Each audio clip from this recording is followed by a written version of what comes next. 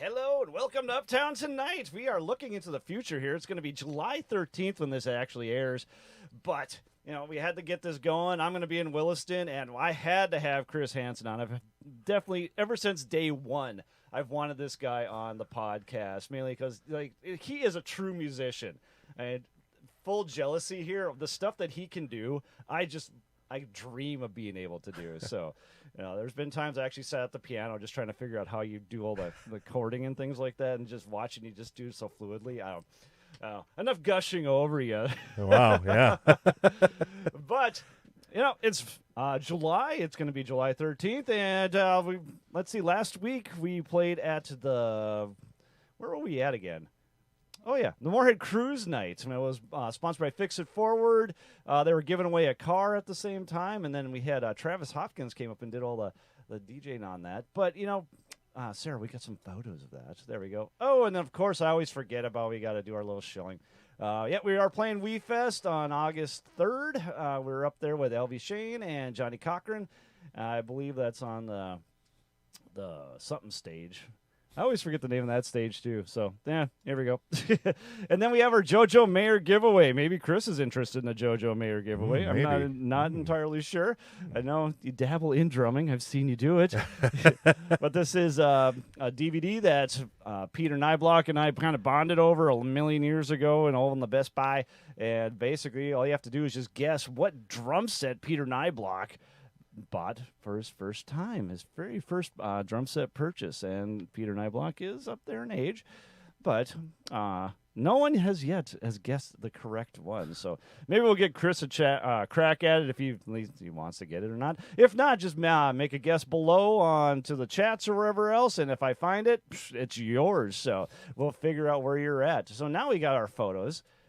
Oh, yeah, I keep forgetting again. That's why I put this stuff up there. We have merchandise coming out next week. You can get your own Uptown T-shirt.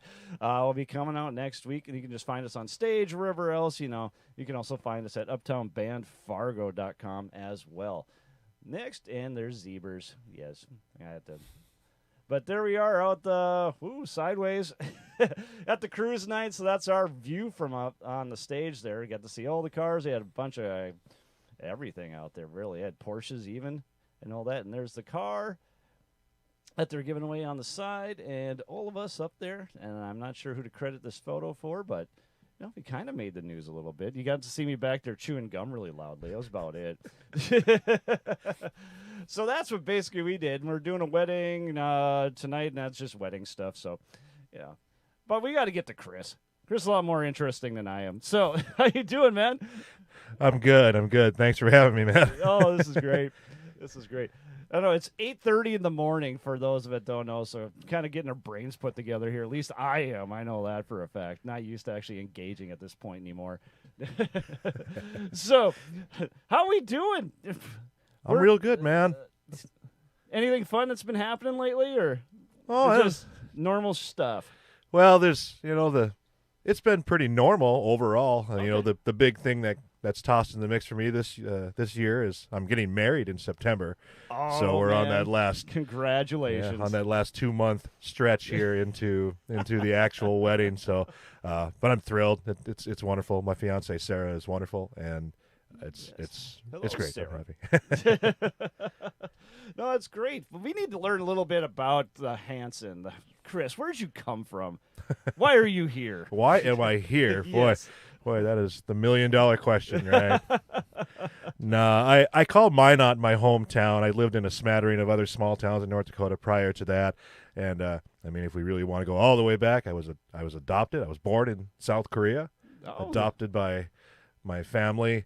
I did not know this. Yeah, my dad was stationed at Pearl Harbor in Hawaii, and that's where I was adopted. And then when he got out of the Navy, came back to North Dakota. Both my mom and dad are from the Botno area. Gotcha. So we were up on the family farm for a while there, and then we kind of moved around a little bit. We were in Langdon for a little while. Oh, that's where my mother's from. Actually. Oh, nice, Yep. nice, yeah. And then we ended up in Minot, and that's what I really call my hometown because I spent, junior high and high school, the real growing years, I guess, up there. So, yeah, that's in a nutshell the history of Christopher Hanson, right? Well, that's beautiful. How'd you get into music in the first place? Well, for me, I don't have I can't pinpoint an exact story or reason for it, but I just know that as a kid I loved singing.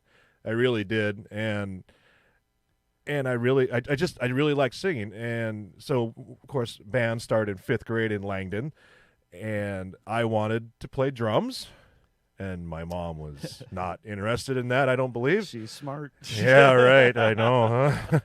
And then my second choice was saxophone, but This you know, sounds like me. yeah. In these small towns, though, everybody knows everybody, and of course my mother knew the band director, and so I think she kind of just asked the band director. Her name was Elsie Magnus, and I think she asked her, well, what do you need, in a small town? I bet you're trying to staff a band and, figure it out. And she said, oh, I could use a trombone player. And so trombone was the instrument that I started out on. It was chosen for you. Yeah, and your destiny. Yeah, and I don't remember being mad about it, but as I just mentioned, it was kind of my third choice. But as I started playing it, I really, really, really loved it, and it was a completely new way to express music. Different from singing, and that's where it all started. Really, I just have a feeling you just enjoy any instrument that you could play. Yeah, I have that feeling. Yeah. I kind of have a similar stories that I wanted to play saxophone, and my mom wanted me to play drums. So that really? So while we're doing the whole testing in Moorhead, we had this little testing thing that we had to do, and then all of a sudden, the band director and my mother were both pushing me to play percussion. And I just wanted to play that dang saxophone. Yeah, right. So yeah, that's where I ended up at. But house full of junk and and all that. So no, kind of similar stories. Yeah. Cool. So you played saxophone all the way up until, well, not saxophone. Yeah, Wow. I wanted to. See, it is early. Trombone. Yeah.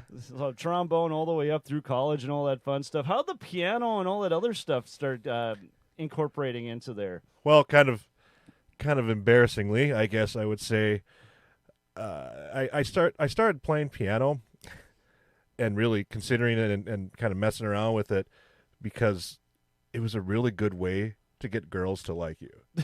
I'm not even kidding. I mean, that really was, that was really, I mean, that Truth was, be told, right? yeah, there. I mean, if and so, we didn't have a piano in the house, but there were pianos over at the school in Minot, at both Central Campus and Magic City Campus, and so I just started kind of sitting down behind the piano and kind of messing around, and kind of to really say how I was able to learn piano. Honestly, I always credit, and you'll understand this, but I always credit the old International Music Camp because the theory that they taught there, and that was the big thing. They taught theory so well out there, and you always thought about that when you were going to music camp. You had theory and fundamentals, and for at first you're like, classroom stuff, I don't want to do that, I want to play. But I tell you what, I kind of immersed myself in it, and then once I left camp, I really kind of kept working at it and studying it, and it was that theory that actually that's what made it possible for me to figure out how to play piano. I mean, yeah, I taught myself to play piano, not with very good technique, but but hey, it worked all right. Anyway, so I suppose this was about the early 90s, somewhere in there, and I remember one of the first songs I learned to play was November Rain. Oh yeah. Yeah, I mean, I was growing up in that age too of music, and where I really was interested, even though I wasn't playing any instruments in a rock band. I was so interested in listening to that stuff, and I enjoyed it. Poison and Guns N' Roses and Def Leppard. So I really, really like that stuff. But anyway, End of the Hair. Yeah, the End of the Hair band. But I remember November Rain coming on. I was like, oh, I got to learn that. And I remember sitting there and plunking it out and figuring it out and this and that.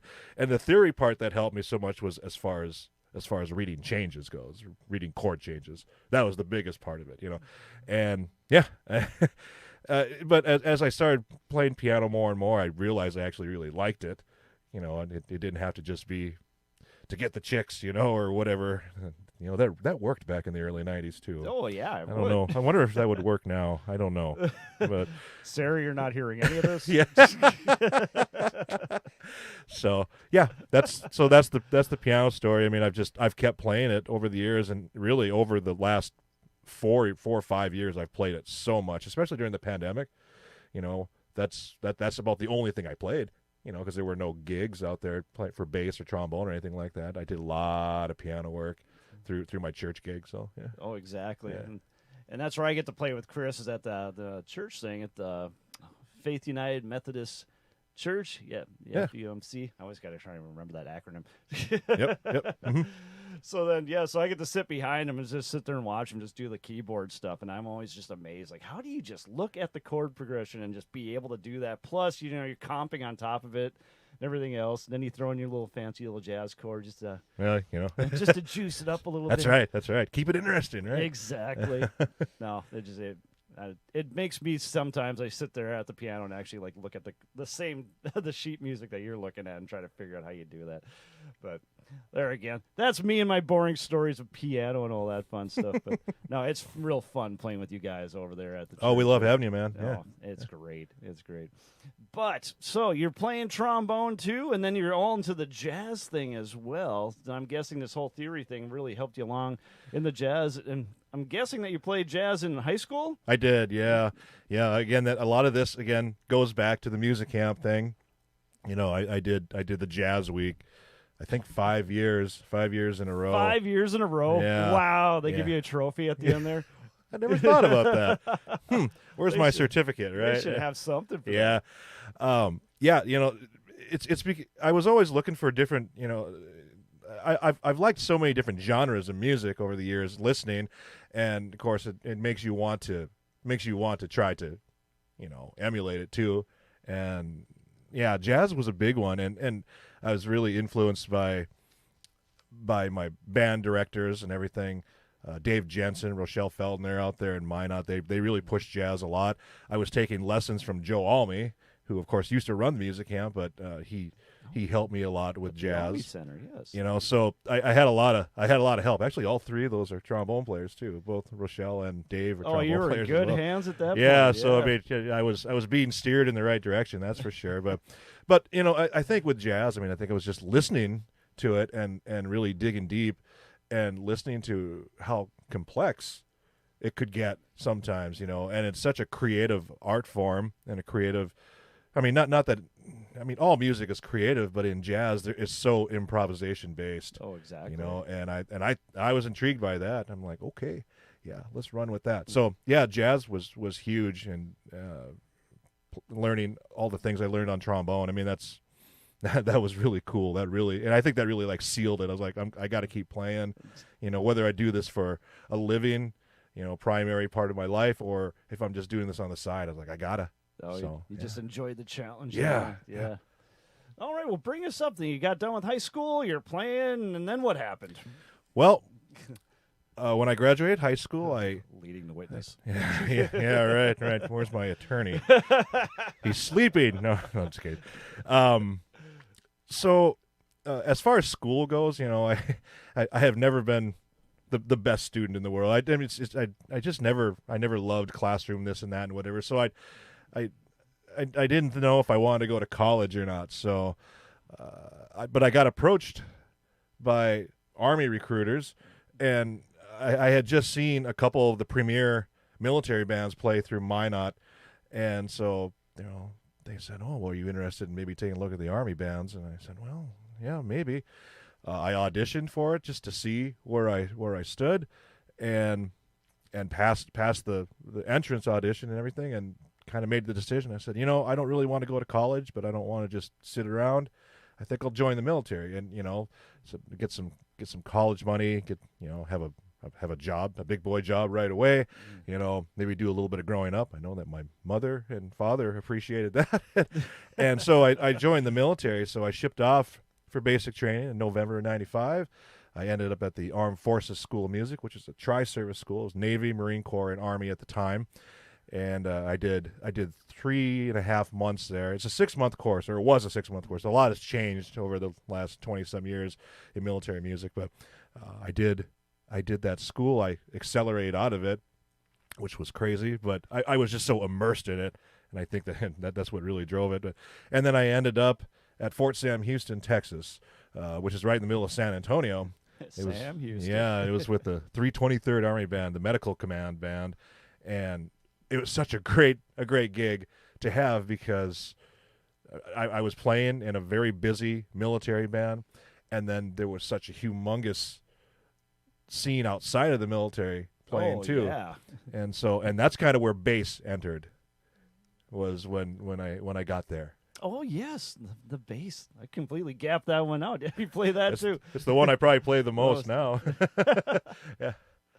So, being in San Antonio was crazy, especially as a young 19, 20-year-old kid who really loved music and wanted to know more about it, because in any humongous city, you're going to have so many different genres. But down there, as a trombone player, I was learning so much about Latin music.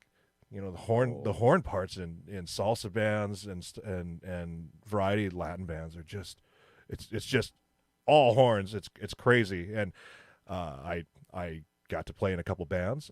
I learned a life lesson by getting let go from a band one time because I thought, I think I'm good enough to do this, and I wasn't yet. I was pretty young, and but it made me want to practice more. And then of course, when you think about Texas, you think about country music, and and Texas country and rock and and all that. And so I was seeing a lot of that, and I had kind of dabbled around in bass a little bit just for fun, when I was a little bit younger, but I actually picked up a bass and started playing. And eventually one of my good friends who was playing bass in a local band down there, their guitar player quit, and he decided he was going to move to rhythm guitar, and he asked me if I wanted to play bass, and I was like, okay. I had never played in a group before, but he kind of, his name is Jeremy Middleton. He ended up being in the U.S. Navy band. He was in the country and bluegrass band out there. Oh, nice. Retired from that out of D.C., and now he's in Nashville, and he's very successful as a bass player. But he taught me a lot in a very small amount of time. And once he felt like I knew enough to be out there and play, I kind of made it my thing. I said, I gotta get better at this, especially because I was playing in front of him. I was kind of embarrassed sometimes, but pressure's on. Yeah. Yep. But yeah, so that's my very first bass gig, commercial bass gig, was in a band down there. It was a band called Eric Lynn. Eric Lynn was the lead singer, so it was just named after him. But played a lot of 90s country because it was 1996, 7, somewhere in there, and rock stuff, and and again, knowing how to read chord changes and everything was the key in order to to learn to do it. And it was a fantastic opportunity. I did not send you a picture of it because I thought you would have made fun of me, but I had pictures of me in there. With the cowboy hat. We wouldn't make fun of you, not to your cowboy face. Boots. Well, yeah, it was something. So, but then with that, it just kind of continued to grow. Like I back then I was just reading changes, but then I said, okay, I got to learn how to actually really read, read parts, read charts and all that stuff. And as a bass clef, reader too, it was perfect. Oh, yeah. And that's what got me being able to transition myself into playing jazz on bass, because they're two completely different animals, playing rock music and playing jazz. So, yeah. But bass is just the biggest reason I like bass and piano too, and why I kept playing both of those, is because they both made me a better trombone player, harmonically. I bet. I mean, it just it stretches out your ears so much, and it just I think. That was another driving force behind wanting to keep getting better at piano and bass. I was like, well, it's just going to keep helping me, as a trombone player, as a soloist in particular. So yeah, I think all the instruments that you pick up, all of a sudden it just pulls you in another direction. That does definitely makes up the base of what see what you did there, yeah. The base is like all your musical knowledge. Yeah, that makes perfect sense now, how all this can incorporate in what you can actually do. I shouldn't say actually do, what you do on a weekly basis, especially at the church there. I mean, it's just amazing. I know you always get scared about playing the organ and stuff. It sounds great every time. Oh, well, that's very kind of you. Yeah, the organ is probably that's the latest instrument, that I kind of picked up. And trying to conquer, yes. Well, I kind of looked at it and I said, well, okay, yeah, there's 3 keyboards up there.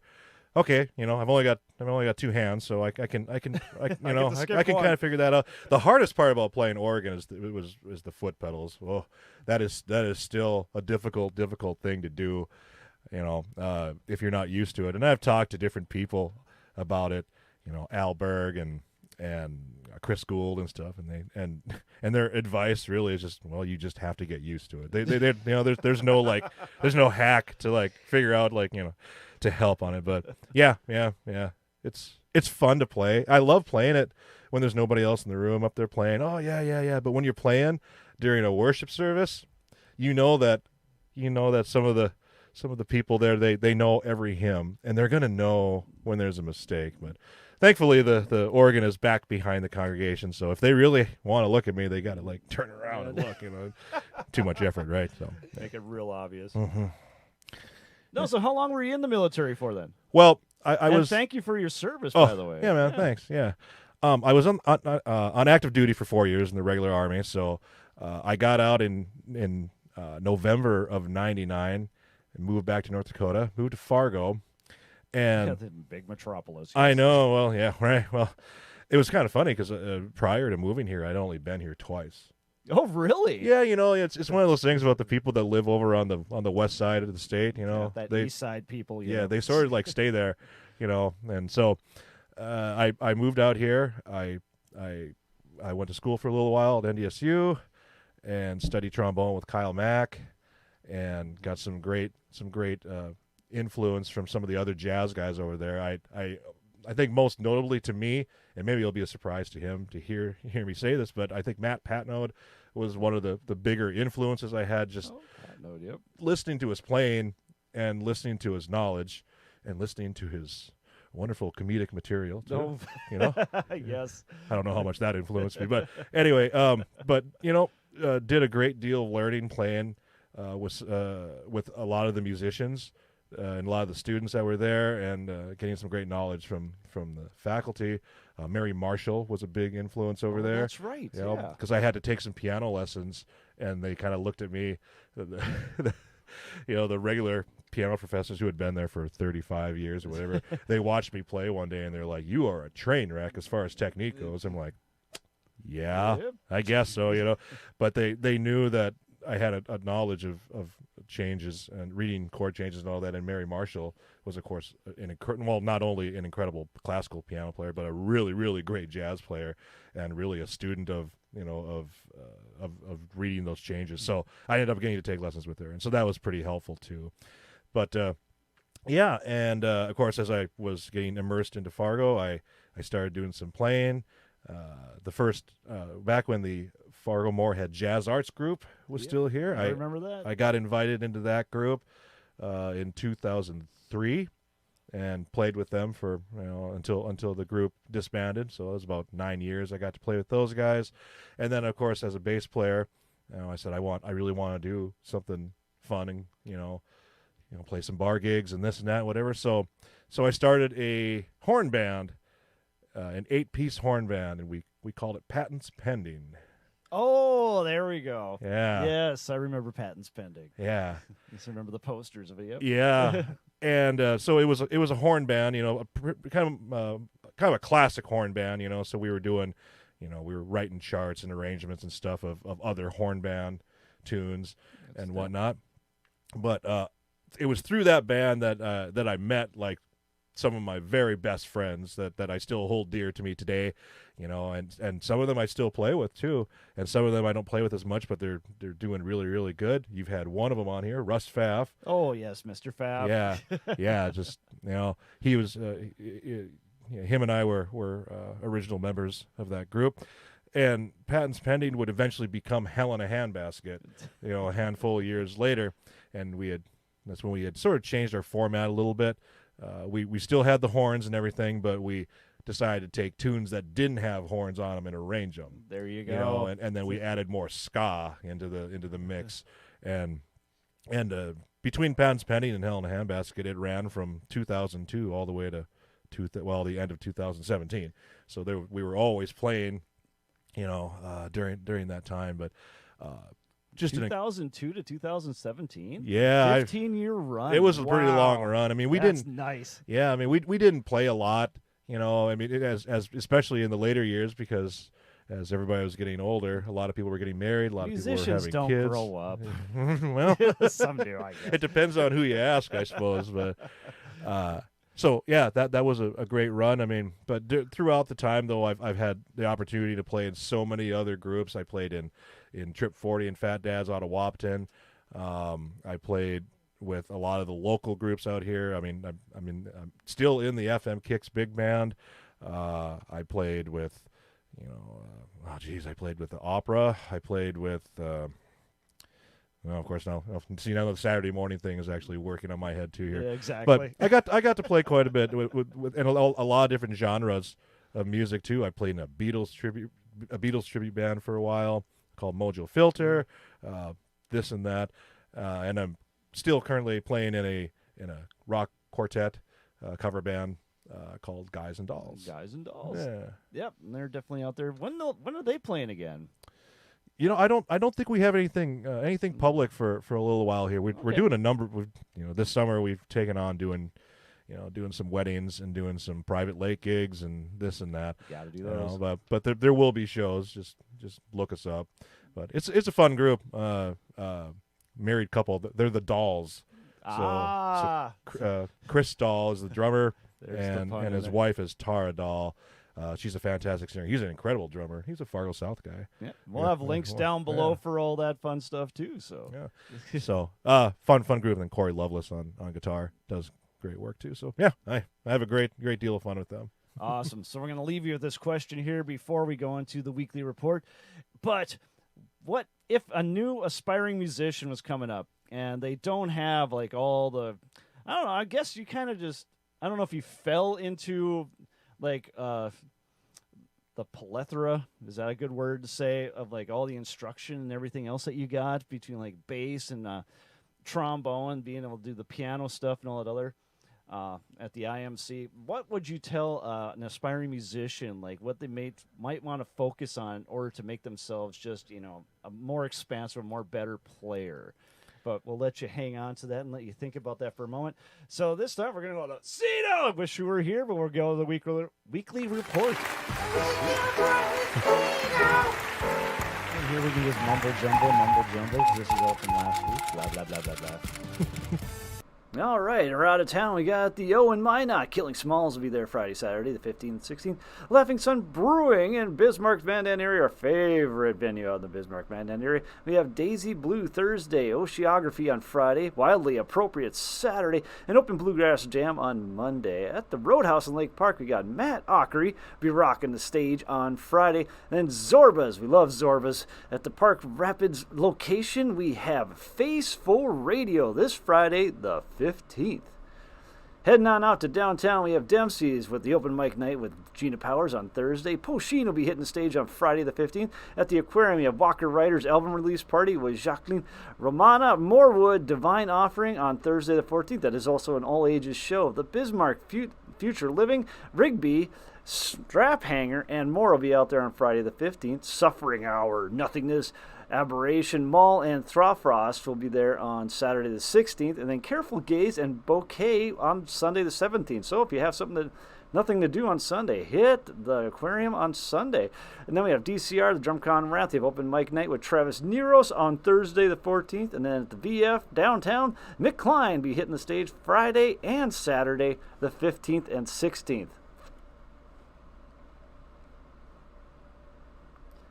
Downtown again, Front Street Tap Room, Vinyl and Vino, Thursday of the 14th. Open mic night with Travis Neros. We love Neros. On Monday the 18th, at the Silver Dollar Flying Pig, Zach Thomas, Rachel Urino, and Zach Grindal will be hitting the stage on Thursday the 14th. And at the Troll Lounge, you have a ton of stuff going there. The Moving Parts on Thursday, JT Kennelly and Friends, Friday the 15th.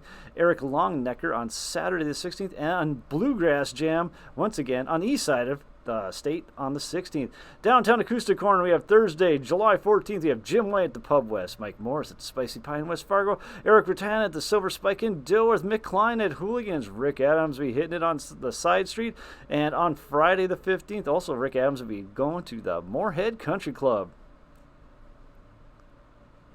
And then we're going uptown, Windbreak. We have Raquel and the Wildflowers Thursday and Friday the 14th and 15th. Semi-Charm Hero will be making their debut on Saturday the 16th, so get on out there on Saturday and cheer them on, okay? And we have Shooting Star in Monoma and Jonah and the Whales in the Mustang Lounge on Friday and Saturday the 15th and 16th. At the TAC, Walking Phoenix, the Naughties. Cold Casual, the Thursday the 14th, and then at the Historic Holmes Theater, we have Crop Dusters, Bluegrass Blowout on this Thursday, the 14th. And then that's all we got for it this week. Back to the show. Here we go. We have Chris.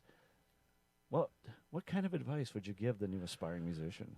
Well, I think the advice I give him is that you have to spend a lot more time listening to music. Listening. Right? Yeah. Interesting. Yeah. I like this. Yeah. Because I think it's kind of on the spot question here, but yep. I've been taught, especially coming out of jazz, that you listen and to get ideas and even more so inspiration. I'd say, because obviously you don't want to just copy somebody, but you want to be inspired and get ideas of what you want to be able to do creatively. And so I think a big piece, when you're going to school, sometimes they talk about, hey, go listen to some music once in a while. Yep. Yeah, but most of the time, it's all, it's a lot of instruction and textbook and technique, and all that. Yeah. Yep. And if anything, they're harping on you to make sure you're practicing, which, yes, you should do that too, of course. But I think you got to take time to listen, and I'm not just saying like listen to the instrument that you're playing either. Listen to other instruments and really try to focus in on different things when you're listening. Some of my favorite things that I've learned as a trombone player have come from listening to guitar players. Guitar players? Yeah, I know. Isn't that interesting? Yeah. I think about some of the things I've like listening to Wes Montgomery or listening to John Scofield. Okay. Like especially like melodically. Obviously there are a lot of things I can't do on a trombone that you can do on a guitar, certainly. but a lot of the musical ideas, that you're doing, like I said, melodically and harmonically. I mean, that's huge. You gotta listen to that stuff. I love listening to saxophone players too. Again, knowing that I can't go, all over the place, which I think is fun to listen to. But still, I listen to. I listen to what they're doing, and it inspires me to be more creative, And when I say listen, it's not just like listening to recordings or watching YouTube or whatever, but like going out and seeing some people play live, because to actually see them in person doing what they're doing, that I think that's the best. And it's a whole different experience than watching the YouTube videos too. Yeah, certainly. So I mean, I guess that's the thing that I always try to make sure we put more of an emphasis on, is making sure that you're listening to other people and not just sitting there and listening. I mean, yeah, you should want to enjoy it. Although as musicians, you know how this works. You go and hear a band, and you're sitting there, you're like, oh, I don't know about the mix. Oh, I think I'd turn the kick. Oh, that's too punchy.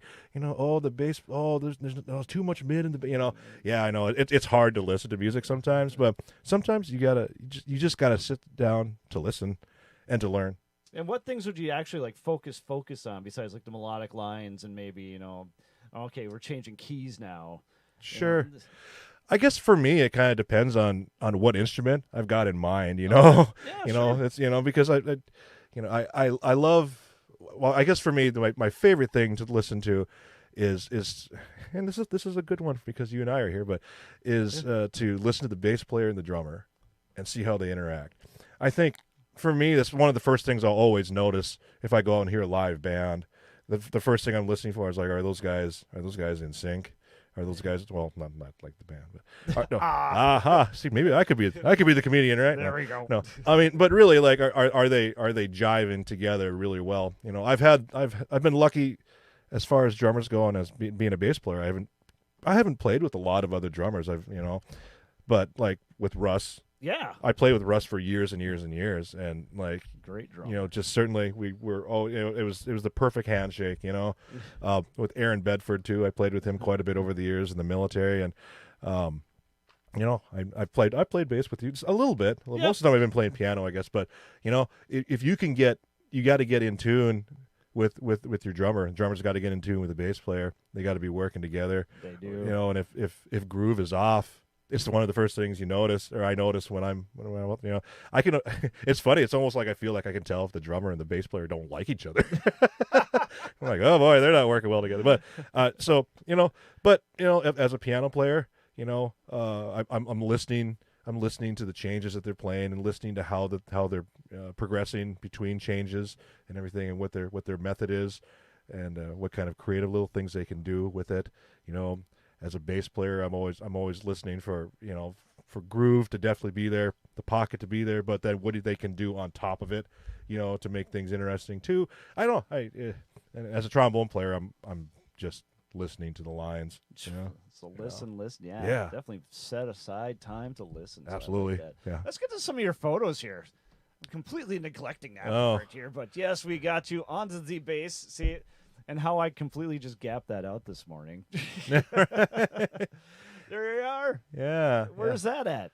That's over at Bar 9, I think. Okay. Yeah, with Guys and Dolls. Yeah, it's my favorite bass. It's kind of funny. A lot of people who know me as a bass player. I played on a 6-string for about 15 years, and I learned on a 5-string. I never really spent much time on a 4-string. Oh, really? Isn't that funny? I know. People have given me copious amounts of guff about that. They're like, "Well, you're not a real bass player." But so there it is. I've been playing on this 4-string Fender jazz bass for about 4 years now. So yeah. Nice. And there's the band. Oh, I should have put one in there of you play. I didn't think about that, But man. Aaron Bedford looks good. Yeah. Right there. Yeah, that's a big house band over at Faith United Methodist Church. We're so lucky with that band over there because we've just got such a unique and great group of musicians that have so much experience from outside of the church. You know, Jay O'Hur's up there on bass. He played in Kid Hollywood. Joe Rudd's not in that picture, but he runs the front fenders. You know, when you've played with several bands. I've played with several bands too. I mean, it's pretty neat. We bring a lot of cool experience in to make the music what it is. So it's cool. Yeah. Yes, it's great. Yeah. Ah, yes. Well, that's the FM Kicks band. It's been around for a long time. The thing's been around since 1976. Ed Christensen started it way back in the day, you know, and the band has really, in the last 5-6 years, it's become a nonprofit, and we've started doing consistent concert series and things like that. Tim Johnson is the musical director, and it's a fantastic group, a great band. I have a chance to sing in this group, which is also kind of a newer experience. What? Singing with a big band. I know. I did not expect that. Yeah, I'm singing actually in that picture. Oh, are you? So I'm Yeah. trying to find you in the trombone section. I Yeah, can't no, find you there. they kicked me out and told me to grab a mic. But yeah, it's a fun band, energetic, great charts. It's cool. Yeah. Oh, that was just from St. Patrick's Day, Guys and Dolls. We played out there on the Broadway Square Nice. stage. Yeah, I thought it was going to be cold, and it was actually pretty nice out. So yeah, it was a fun gig. If you've never played on that stage before, it's really very cool. Nope, just been by it. Yeah, so. it's neat. Yeah. Oh yeah, the Jazz Avalanche. This is a jazz septet that's run by Keith Wander and Paul Liversage, but 4 horns and 3 rhythm. It's really cool. There was some cool stuff that came out of the cool jazz era back, in the 50s and the 60s, before bebop took over, play as many notes as possible. And so this is kind of a nod to that, as far as what we play. Nice. Oh yeah, and then just the collage. yeah, the collage. Oh, and, I got the photo or the logo over the top of you when you're. That's okay. It looks better. So, oh yeah, We're and- singing. yeah, playing some piano and singing and little Yep. trombone. You yeah. got to remember he plays. The Yeah, I know. I trombone. always got to keep my I got to remember that. Yeah. So, yeah.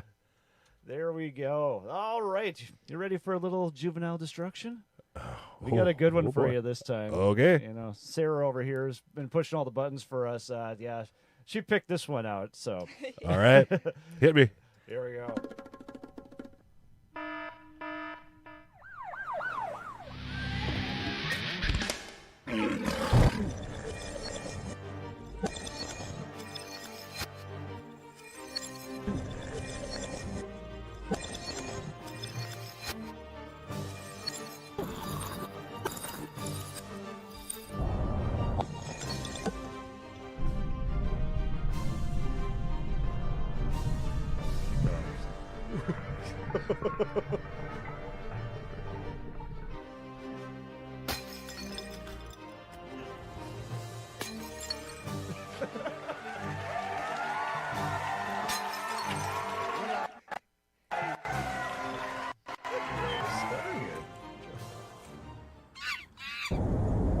Perfect name too. You're hired.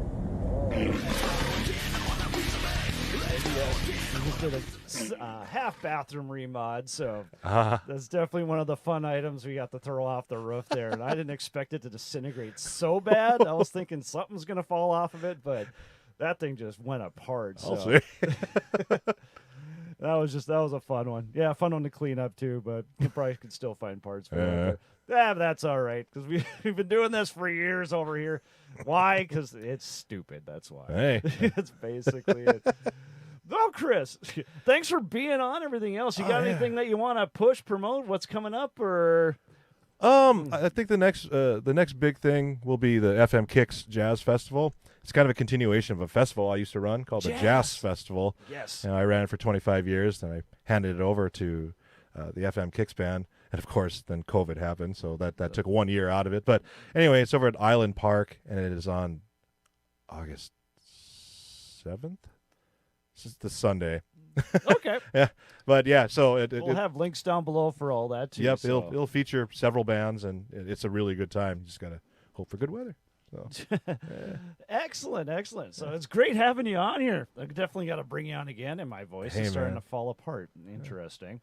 Wow. All right. So, again, thanks for being on. Hey, thanks for having me. Thanks, Sarah, for doing all the button pushing over there and everything else. And remember, if your drummer's got more charisma than your front man, your band may be in trouble. Ooh. Yeah, but that's why my band's doing just fine. So, until next time.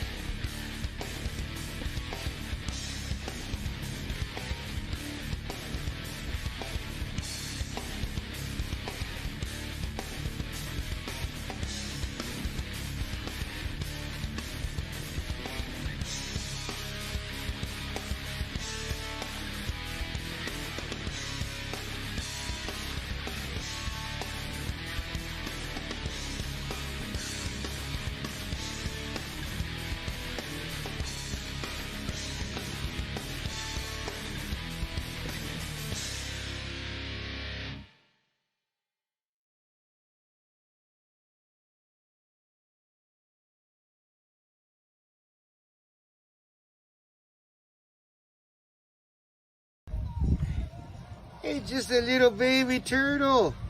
Look at him go.